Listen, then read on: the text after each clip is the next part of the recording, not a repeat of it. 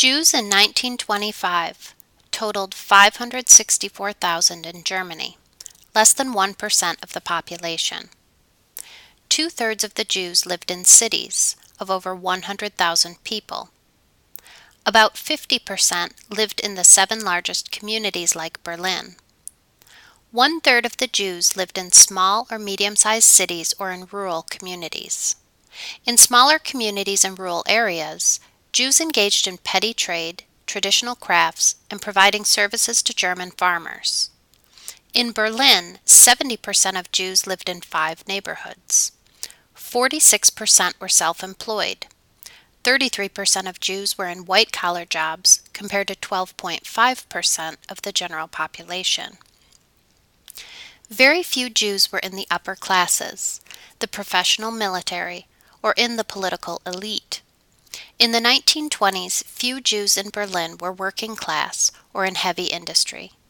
Most had become middle class. In 1933, about 20% of the German Jewish population, about 100,000 people, were arrivals from Eastern Europe, primarily Poland. Most settled in cities and worked in textile, leather, and fur industries. The most successful were middle class and the rest working class.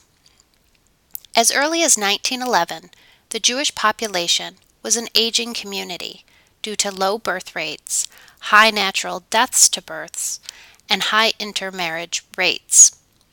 In 1932, the intermarriage rate was 32%, especially in the cities of Berlin and Hamburg. When the Nazis came to power and began to apply racial concepts of Jewish identity, they found that 50,000 people they identified as Jews were Catholics or Protestants with no connection to the organized Jewish community. There were 160,000 to 260,000 people of mixed marriages, of which 1/4 identified themselves as Jews. Most German Jews identified with Reform or Conservative Judaism. Many of the more recent Eastern European Jews identified with Orthodox Judaism. The major organization of German Jews was the Central Association of German Citizens of the Jewish Persuasion. Until the rise of Hitler and the Nazi Party, most German Jews considered themselves Germans by nationality and Jewish by religion, no different than Germans who belonged to Protestant or Catholic denominations.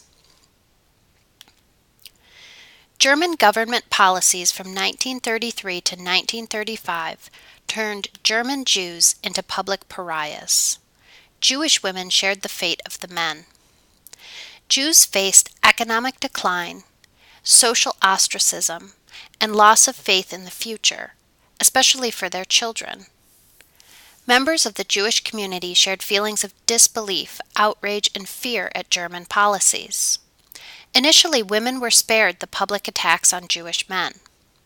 Politically affiliated Jews were the first to feel the force of the German state from 1933 to 1935. The Gestapo arrested or harassed Jews who were or had been politically active, including increasing attacks on women as well as men. Those individuals the Nazis considered communists or active opponents of the Nazi authorities were more likely to be arrested and tortured. More frequently than official arrest between 1933 and 1938, Jewish families faced sudden lawlessness. German legislation from 1933 to 1935, by reversing emancipation, deprived Jews of the protection of the laws, since the German state no longer considered Jews citizens. At any time, Jews could become the victims of random personal attacks by members of the SA or other Nazi formations, and even individual Aryan Germans without any recourse for protection from the German government or local authorities. German policies led to a slow economic strangulation of the Jewish community. Pressure for Aryanization of businesses increased from 1935 to 1938, when in the wake of the Night of the Broken Glass, full Aryanization was demanded. Small Jewish shops and businesses collapsed under the threat of organized boycotts that placed members of the SA and SS in front of Jewish-owned businesses to deter non-Jewish Germans from entering. In a few instances, when the first boycotts began in 1933, a few Germans and Jewish war veterans dressed in World War I uniforms tried to resist the boycotts. Over time, from 1933 to 1935, boycotts in rural areas against Jews working in occupations related to grain, cattle, and horses were driven out of business. Constant verbal attacks by the national and local governments destroyed customer loyalty. Jews were pressured to sell their businesses to Aryans at low prices. In Danzig, for example, all Jewish-owned businesses were Aryanized as early as 1933. By 1936, many areas of small business were free of Jews, Judenrein, especially those related to agriculture. From 1933 to 1939, 50,000 Jewish-owned businesses either collapsed or became Aryanized. Initially, those with other non-Jewish partners escaped immediate pressure, but in 1938, all were totally Aryanized.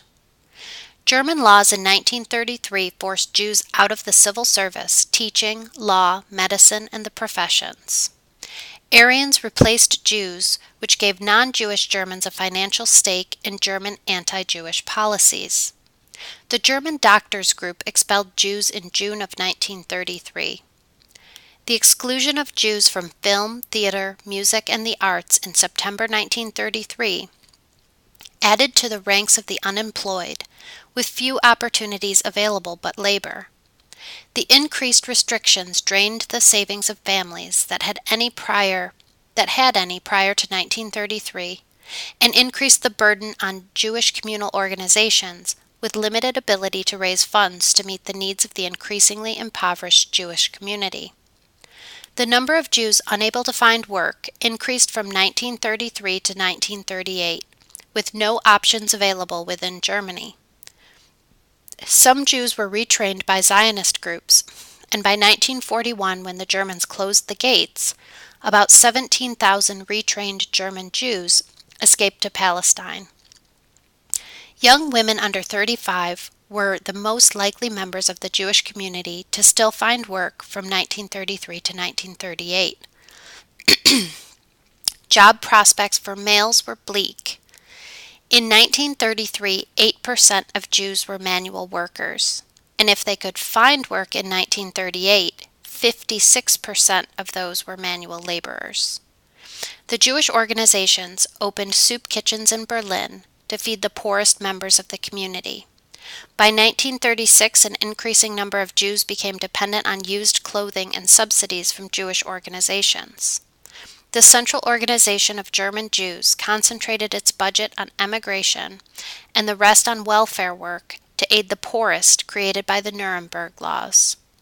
However, by early 1937, the situation had become so bad and the resources of the Jewish organization so limited that the Central Organization could do little to help.